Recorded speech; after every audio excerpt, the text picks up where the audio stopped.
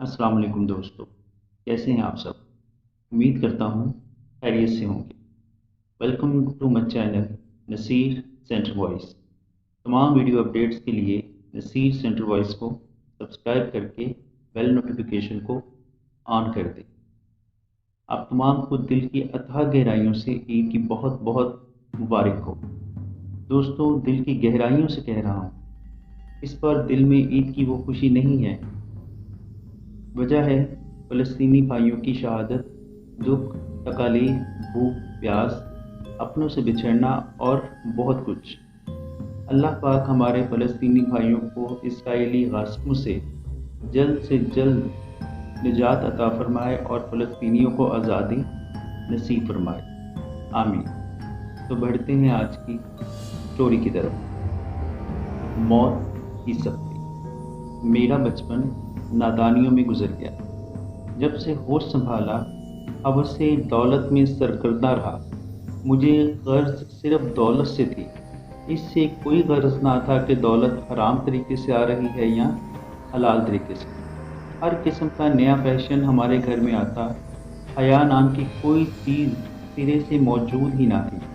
TV, VCR, DVDs, dish, गर्ज ऐसी कोई लानत ना थी जो मेरे घर में मौजूद ना हो। रात को तफरीह और तबाह के लिए पूरी फैमिली के साथ फिल्म देखकर सोता। जब भी घर में कोई मेहमान आता तो मैं बड़े फख्र से अपनी छोटी बेटी को आवाज़ देता, जो कि 4 साल की थी। बेटी, ज़रा अंकल और आंटी को डांस करके तो दिखलाओ। दूसरे बच्चे भी मुख्तलिफ फिल्मों के किरदारों की नकलें उतारने में बहुत माहिर थे। मुख्तलिफ किस्म के डायलॉग्स इनको खूब हिफ्ज़ थे। झूम झूम कर गाने सुनाते, खूब जश्न होता। मैं इनकी परफॉर्मेंस के लिहाज से इन्हें इनाम भी दिया करता था। घर के दरवाजे पर खूबसूरत और बहुत ही कीमती पत्थर पर बड़े बड़े हरूफ में लिखा था, हाज़ा मिन फज़्ल रब्बी। अक्सर मेरे जहन में आता कि शैतान मेरे बारे में क्या सोचता होगा कि दौलत इकट्ठी करने के सारे गुर सिखा दिए और राह मुस्तकीम से भटका दिया। कोई मेरे कारोबार के मुतालिक पूछता तो कह देता कि अल्लाह का बड़ा फजल है। सिर्फ मैं ही नहीं, मेरी तरह के अक्सर लोग यही कहते हैं। अगर दौलत ही अल्लाह ताला का फजल होती तो फ़िरौन और कारून पर खुदा खुश था क्या? हरगिज़ नहीं। हकीकत यह है कि अल्लाह का फजल इस पर है जिसको खुदा दीन की समझ दे, लेकिन सिरात मुस्तकीम पर तो इंसान इस वक्त चलता है जब वो चाहे, तो वरना मेरे कारोबार में हर तरह से फरावानी थी। झूठी कसम खाकर माल बेचना, सच बात करके मुकर जाना मेरे लिए कोई मसला ना था। इंतज़ामिया से ठीक ठाक मुरासिम होने की वजह से कोई पूछने वाला ना था। शायद ही कोई ऐसा शोबा हो जहां मेरी चिट काम ना आती हो। मेरा शुमार शहर के चंद एक शुरफा में से होता था। इतनी दौलत होने के बावजूद सारी उम्र हज की सादत नसीब ना हो सकी, लेकिन अक्सर लोग मुझे हाजी साहब कहकर बुलाते। मेरे यहाँ अक्सर मजमा सा लगा रहता। चुगली, गीबत, बहतानबाजी, फूट डालना और तोड़ जोड़ हमारी मजलिस के पसंदीदा मशागिल थे। ऊंची ऊंची आवाज़ में एक दूसरे को गलीज किस्म की गालियाँ देना तो आम बात थी। इस शोर शराबे से पूरा मोहल्ला तंग था, मगर किसी को जुबान खोलने की जुर्रत न थी। मोहल्ले की मस्जिद में मेरा आना जाना सिर्फ ईद के दिन होता। दुनियावी बातें करते हुए मैं थकता नहीं था। मेरी जुबान कैंची की तरह चलती थी, मगर बदकिस्मती से मेरी जुबान जिक्र इलाही के मामले में गूंगी थी। कभी किसी नेक आदमी के सामने जाता तो पता नहीं क्यों मेरी तबीयत मचलने लगती। मैं खूब मज़े ले लेकर मसालेदार तरीके से सवाल करता और इसकी दीनदारी को निशाना बनाता कि वो बेचारा पसपाई पर मजबूर हो जाता। अगर कोई यार दोस्त नमाज के लिए कहता तो मैं जवाब देता, ये तो फारिग लोगों का काम है। वैसे भी अभी सारी उम्र पड़ी है, जब घुटने काम करना छोड़ जाएंगे तो फिर तस्बीह और मस्जिद ही तो रह जाएंगे। रोज़े के जिक्र में कहता, रोज़े तो गरीब रखते हैं जिनके पास खाने के लिए कुछ नहीं होता। ज़कात के मुतालिक मेरी राय कुछ इस तरह थी, ये तो टैक्स की एक किस्म है, वो हम हुकूमत को दे रहे हैं। कोई मेरे घर की तरफ इशारा करके पर्दे का जिक्र करता तो मैं जवाब देता, پردہ تو دل کا ہوتا ہے، تمہاری اپنی نیت میں قصور ہے۔ شرم تو آنکھوں میں ہونی چاہیے۔ جہاد کے بارے میں تو میں سننا بھی پسند نہیں کرتا تھا، آخرت کے بارے میں تو میں سنتے ہی کہہ دیتا وہاں کسی نے دیکھا ہے؟ اگر ایسا کوئی چکر ہوا بھی تو چونکہ ہمیں یہاں بھی بہت کچھ ملا ہے، آگے جا کر بھی ہمارے پاس بہت کچھ ہوگا۔ ویسے بھی ہم بخشی بخشائی امت ہیں۔ ان باتوں کو چھوڑو، جس طرح بن پڑے عیاشی کے ساتھ دن گزار۔ بہرحال وقت گزرتا چلا گیا، لاپرواہی عروج پر تھی۔ ایک دن مجھے محسوس ہوا میرا وجود ساتھ چھوڑ رہا ہے۔ یک لخت ایسی حالت ہو گئی کہ مجھے پانی مانگنے کے لیے پوری قوت صرف کرنا پڑی۔ میں اگلے ہی لمحے ہسپتال میں تھا، ڈاکٹروں اور نرسوں کی ایک پوری فوج میرے گرد موجود تھی، میرے کانوں میں آوازیں آ رہی تھیں، دل کا شدید دورہ ہے، بہت مشکل ہے، دعا کیجیے۔ یہ سنتے ہی مجھ پر کیا بیتی میں ہی جانتا ہوں۔ یا خدا، اس وقت میری سمجھ میں آیا کہ میں کتنی بکواس کیا کرتا تھا جب میں کہا کرتا تھا کہ موسیقی روح کی غذا ہے اور گانے بجانے سے روح کو سکون ملتا ہے۔ آج تو مجھے اس سکون کی سخت ضرورت تھی۔ آج میرا دل گانا سننے کو کیوں نہیں چاہ رہا تھا؟ پھر مجھے اسپتال کے ایک کمرے میں لا کر لٹا دیا گیا۔ میں بستر مرگ پر پڑا چھت کو گھور رہا تھا۔ حیرانی کی بات ہے کہ اسی وقت چھت پر ایک بہت بڑی اسکرین تھی اور اس پر میری زندگی کی گھناؤنی فلم چل رہی تھی۔ اس میں بڑے سے بڑے اور چھوٹے سے چھوٹے گناہ صاف نظر آ رہے تھے۔ کیسی عجیب فلم تھی وہ!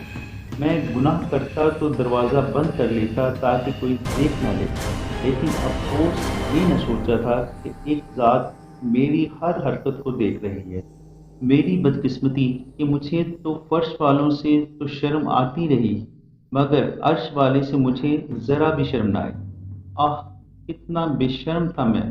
اس وقت مجھے احساس ہوا کہ اے بدبخت انسان، اللہ کی ذات کس قدر صابر ہے کہ تیری مسلسل بدعمالیوں اور سیاہکاریوں پر اس نے کسی قدر صبر کیا، اور تو کیسا ظالم کہ اس طرح سے اتنی مہلت ہونے کے باوجود اپنی جان پر پے در پہ ظلم کرتا رہا۔ میں اپنی اس بھیانک فلم میں الجھا ہوا تھا کہ مجھے محسوس ہوا کہ میرے گرد لا الہ الا اللہ کا ورد ہو رہا ہے۔ ایک عورت کی خفیف سی آواز میرے کانوں میں پڑی، لگتا ہے آنکھیں پتھرا گئی ہیں۔ پھر کلمے کے ورد میں تیزی آ گئی۔ حیرت ہے کہ جب میں گانے سنتا تو ساتھ ساتھ میری زبان بھی حرکت کرتی تھی، ساتھ ساتھ میں بھی گنگنایا کرتا تھا، مگر آج میرے چاروں طرف ایک ہی جملے کا ورد ہو رہا تھا، مگر بڑی کوشش کے باوجود بھی ایک لفظ تک میری زبان سے جاری نہیں ہو پا رہا تھا۔ یکلخت مجھے محسوس ہوا کہ جیسے میرے جسم کو چلتی ہوئی آری کے سامنے ڈال دیا گیا، جیسے مجھے ابلتے ہوئے دیگ میں ڈال دیا گیا ہو، جیسے میرے جسم کو تلوار سے ہزاروں ٹکڑے کر دیے گئے ہوں، جیسے زندہ بکریوں کی کھال اتاری جا رہی ہو، جیسے بیلنے میں گنے کے ساتھ مجھے بھی ڈال دیا گیا ہو، جیسے ریل کی پٹری پر میرا سر رکھ کر اوپر سے ٹرین گزار دی جائے، جیسے زندہ چڑیوں کو سیخ پر بھونا جا رہا ہو، جیسے میرے جسم کے ہر حصے پر ڈرل مشین سے سوراخ کیے جا رہے ہیں، جیسے ایک زبردست خاردار ٹہنی کو میرے جسم میں داخل کر کے یکلخت باہر کھینچا جائے۔ میں بہت چلایا، بہت واویلا کیا، خدا کا واسطہ دیا کہ مجھے چھوڑ دو، ایک بار مہلت دے دو، میں بہت نیک ہو جاؤں گا، کبھی گناہ کے قریب نہ بھٹکوں گا۔ مجھے بہت تکلیف ہو رہی ہے، ہائے میں مر گیا، اوہ میرے خدایا، اوہ میرے اللہ، ہائے میری ماں، دیکھ میں کس قدر اذیت میں ہوں۔ کاش میں مٹی ہوتا۔ کہاں گئے وہ کارندے؟ کہاں گئی میری سفارشیں؟ کہاں گئی میری پرچیاں؟ اور پھر اچانک ملک الموت کی دہشت ناک آواز میرے کانوں میں پڑی۔ مجھے لگا جیسے اس آواز سے میرے کانوں کے پردے پھٹ جائیں گے۔ آواز سنائی دی، نکل اے خبیث روح اپنے خبیث جسم سے، آج تو قابل مذمت ہے، کھولتے پانی و پیپ و زقوم اور طرح طرح کے عذابوں کی تجھے خوشخبری ہو۔ اوہ خدایا، کیا ہر بدکار کی ایسے ہی روح نکلتی ہے؟ میرا سارا بدن تاتار ہو گیا، پہلے میرے پاؤں ٹھنڈے، پھر انگلیاں، اور پھر آہستہ آہستہ پورا جسم ٹھنڈا ہو گیا، اور میں مر گیا۔ میری روح سرکردہ رہی۔ میرے مرنے کے بعد جامع مسجد کے بڑے بڑے اسپیکروں سے میرے جنازے کا اعلان ہو رہا تھا۔ وہ مسجد جس کے بارے میں پہلے ہی بتا چکا ہوں کہ میں اب تک کی زندگی میں صرف چند مرتبہ ہی مسجد میں جا سکا تھا، مگر نہ جانے کیوں آج لمبے چوڑے القابات کے ساتھ میرے جنازے کا بار بار اعلان ہو رہا۔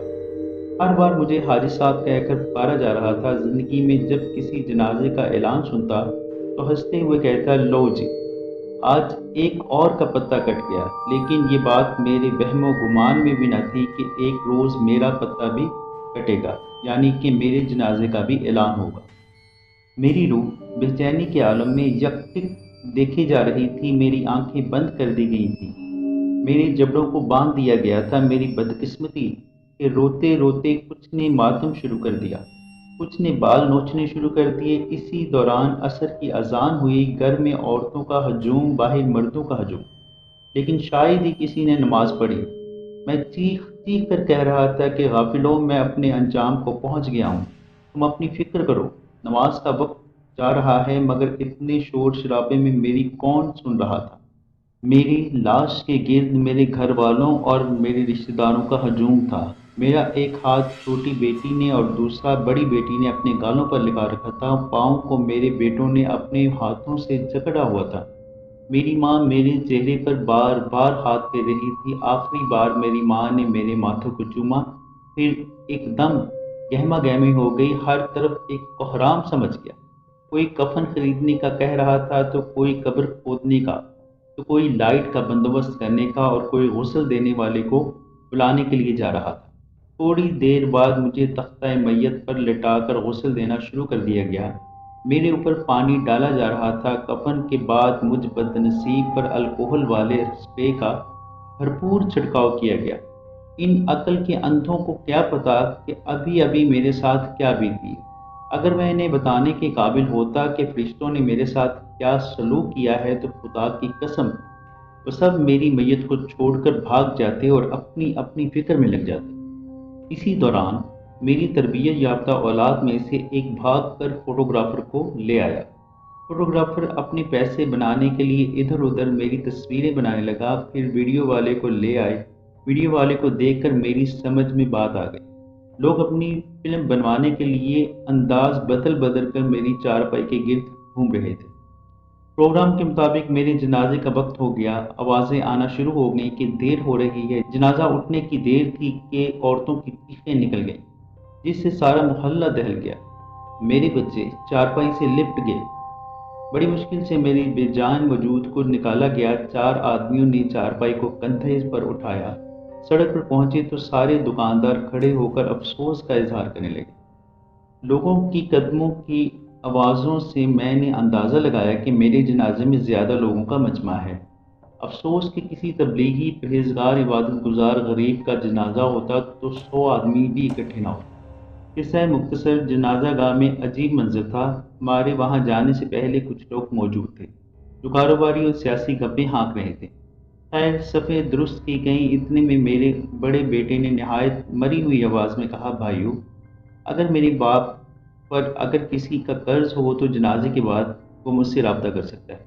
امام صاحب نے جنازہ شروع کیا۔ افسوس کہ اتنے بڑے مجمع میں شاید ہی چند لوگ ہوں گے جنہیں مکمل نماز جنازہ آتی ہو، ورنہ سب ہی اس معاملے میں میرے بھائی نظر آئے اور ہمارے شرم کے دائیں بائیں نظریں گھما رہے تھے۔ کچھ سامنے گھور رہے تھے۔ تکبیر کے بعد سلام پھیرا تو ان سب بھائیوں کی جان میں جان آئی۔ قدرت کا انصاف دیکھو، میں بھی اکثر مرنے والوں کے ساتھ ایسا ہی کیا کرتا تھا۔ آج میرے ساتھ بھی ویسا ہی سلوک ہو رہا ہے۔ پھر مجھے قبر میں منو مٹی کے نیچے دبا دیا گیا۔ بعض میرے خیر خواہ میرے اوپر دوسری قبروں کی مٹی خرچ خرچ کر ڈال رہے تھے۔